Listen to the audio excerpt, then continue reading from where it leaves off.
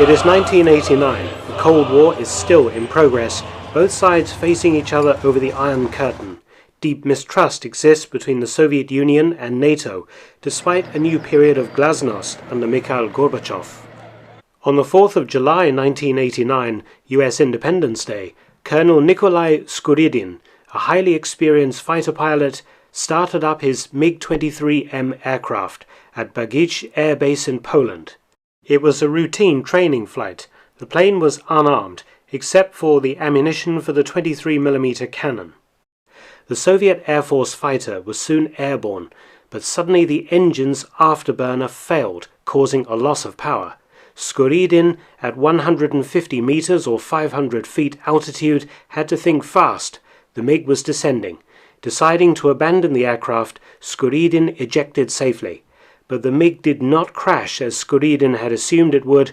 Rather, it remained aloft, flying on autopilot. Its course was west, towards East Germany, and it was gaining height. The MiG-23 had first entered service in 1970. It was a variable geometry fighter and was the first Soviet aircraft to have look-down, shoot-down radar and beyond visual range missiles. It would serve as the basis for the MiG-27 Flogger ground attack aircraft. On the 4th of July 1989, Colonel Skuridin's MiG sailed across East Germany, then entered West Germany at 0944, and the alarm bell started ringing. The Soviets never mentioned to NATO that one of their fighters was out of control. Radars began tracking the unidentified intruder, and an alert went out to US airbases. At Soesterberg in the Netherlands, the 32nd Tactical Fighter Squadron scrambled a pair of F-15s to intercept the unidentified intruder. The American pilots had visual on the aircraft at 10:05. They immediately identified it as a Soviet Air Force MiG-23. Closing up, their fingers not far from their weapons buttons, the pilots noted that the Soviet plane was not carrying any ordnance, no missiles or bombs on the wing pylons. Moving closer, the Americans were astonished to see that the cockpit canopy was missing, the pilot and his ejector seat long gone. The question was, what to do now? The pilots were ordered to shadow the MiG, while ground controllers tried to decide on a course of action. The plane was dangerous. It would come down somewhere, and if it landed on an urban center, the loss of life could have been considerable.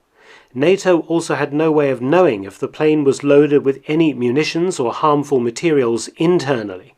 Still, the Soviets had said nothing. There was no cooperation from across the Iron Curtain. The MiG continued its shallow climb on autopilot until at 39,000 feet it started to descend, as its fuel levels probably became diminished.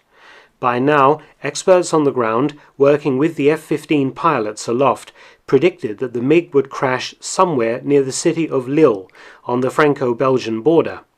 When the French got wind of this news, they began preparing to send up their own jets to shoot the MiG down, fearful of it crashing on a town or city. But hasty recalculations by the Americans changed the crash area to Belgium, probably in farmers' fields. Everyone breathed a sigh of relief until the MiG actually hit. It did indeed land in the Belgian countryside at 10:37, but demolished a farmhouse, killing an 18-year-old boy inside.